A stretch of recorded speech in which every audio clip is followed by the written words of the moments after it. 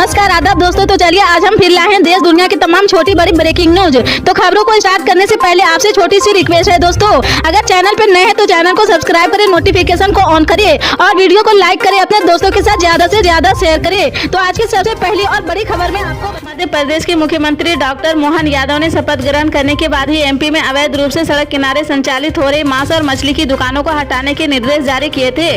इस पर अमल भी तेजी के साथ शुरू हो गया है। पूरे मध्य प्रदेश में अब तक 25,000 दुकानों पर अवैध दुकानों पर ताले लग चुके हैं। इसके अलावा जो भी दुकानें संचालित हो रही वह लाइसेंसी होकर सड़क से दूर पर्दे के अंदर जल रही है।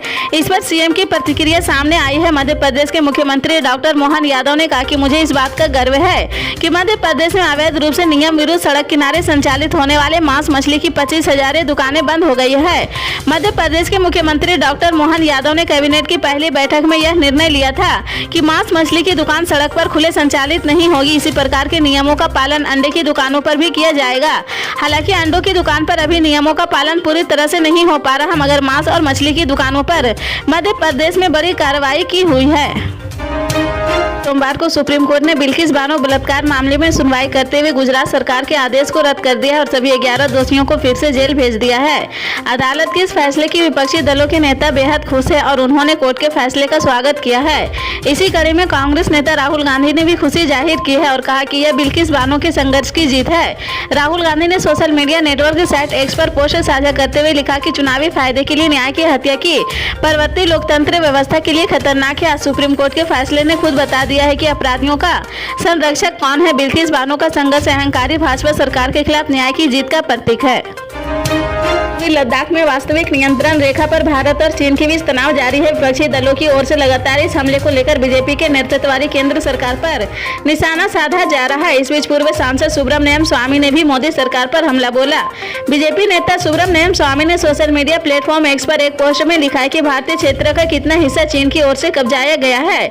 इसे लेकर दिल्ली हाईकोर्ट उनकी याचिका पर इस साल अप्रैल में सुनवाई करेगा। पूर्व राज्यसभा सांसद ने कहा कि मेरी रीट याचिका पर इस साल अप्रैल के पहले हफ्ते में दिल्ली हाई कोर्ट के एक जज सुनवाई करेंगे। इस याचिका में केंद्रीय सूचना आयोग को चीन की ओर से भारतीय क्षेत्र को हड़पने के बारे में सच्चाई का खुलासा करने के लिए बाधित करने की मांग की गई है। उन्होंने कहा कि चीन की ओर से कितनी जमीन पर कब्जा किया गया है याचिका में इसे लेकर केंद्रीय सूचना आयोग को जानकारी देने के लिए बाधित करने की मांग की गई है। स्वामी ने कहा कि मोदी सरकार इतनी घबराई हुई क्यों है। भारतीय जनता पार्टी का गढ़ माने जाने वाले जम्मू कश्मीर के नगरोटा विधानसभा क्षेत्र में नेशनल कॉन्फ्रेंस ने बड़ी रैली की है। नेशनल कॉन्फ्रेंस के सांसद डॉक्टर फारूक अब्दुल्ला ने रैली को संबोधित किया है। उन्होंने लोगों को संबोधित करते हुए कहा कि इतनी ठंड और धुंध में आप लोग आए हैं। मैं जवाब देता हूं, जो लोग कहते हैं कि नेशनल कॉन्फ्रेंस कहीं नहीं है, वह कहते हैं कि यह पाकिस्तानी है और आतंकवादी से मिले हुए हैं। उन्होंने कभी आपको यह नहीं बताया कि हमारे 1500 मंत्री, स्पीकर, विधायक और कार्यकर्ता मारे गए हैं। इसके साथ ही उन्होंने कहा कि आप भूल जाते हैं कि जब विधानसभा पर हमला हुआ था तो फारूक अब्दुल्ला कहां थे। भगवान ने मुझे बचाना था क्योंकि 5 मिनट पहले ही मुझे गवर्नर ने बुलाया था और इस हमले में 40 लोग मारे गए थे। हम लोग हिंदुस्तानी थे, हिंदुस्तानी है और हिंदुस्तानी रहेंगे। अगर हमें पाकिस्तान जाना होता तो हम 1947 में चले जाते, हमें कोई नहीं रोक सकता था। सांसद संजय राउत ने सोमवार को कहा कि केंद्र में सत्तारूढ़ भारतीय जनता पार्टी का आगामी लोकसभा चुनाव में मुकाबला करने के लिए प्रकाश अंबेडकर नीति वंचित बहुजन अघाड़ी महाराष्ट्र में विपक्षी गठबंधन का महत्वपूर्ण हिस्सा है। राउत ने यहां पत्रकारों से कहा कि अंबेडकर ने लोकसभा चुनाव और सीट बंटवारे के फॉर्मूले के संबंध में राष्ट्रवादी कांग्रेस पार्टी प्रमुख शरद पवार और शिवसेना प्रमुख उद्धव ठाकरे के साथ कई बार बातचीत की है। महाराष्ट्र में लोकसभा की 48 सीटें हैं। राउत ने कहा कि अतीत में अंबेडकर ने महाराष्ट्र के अकोला से लोकसभा चुनाव लड़ा था, वह इस बार भी चुनाव लड़ सकते हैं, हम उनके साथ हैं। वीवीए एमवीए एक महत्वपूर्ण हिस्सा है। महाविकास अघाड़ी में शिवसेना शरद पवार के नेतृत्व वाली राकांपा और कांग्रेस शामिल है। राउत ने दावा किया कि कुछ फैसले पहले ही किए जा चुके हैं। महाराष्ट्र के लोगों को प्रधानमंत्री नरेंद्र मोदी को वोट नहीं देंगे, जो डॉक्टर बाबा साहेब आम्बेडकर द्वारा बनाए गए संविधान को नुकसान पहुंचा रहे हैं। मध्य प्रदेश में सर्दी बीते 8 दिनों से लगातार तीखे तेवर दिखा रहे हैं। मध्य प्रदेश के कई शहरों में बीते 8 दिनों से सूरज के दर्शन नहीं हो सके हैं। कड़ाके की सर्दी की वजह से जनजीवन भी प्रभावित हो रहा। कोहरे के चलते फ्लाइट, ट्रेन, बसें देरी से चल रही है।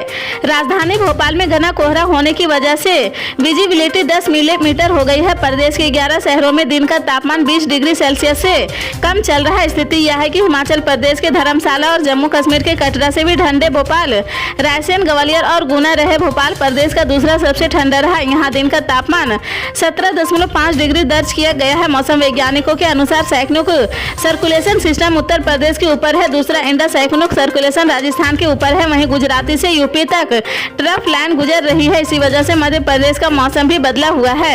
बारिश, कोहरा और हवाएं चल रही। मौसम विभाग का अनुमान है कि आज फिर से वेस्टर्न डिस्टर्बेंस एक्टिव हो रहा है, जो 12 जनवरी तक रहेगा। मौसम विभाग का अनुमान है कि आगामी 12 जनवरी तक मौसम मिजाज यूं ही बना रहेगा।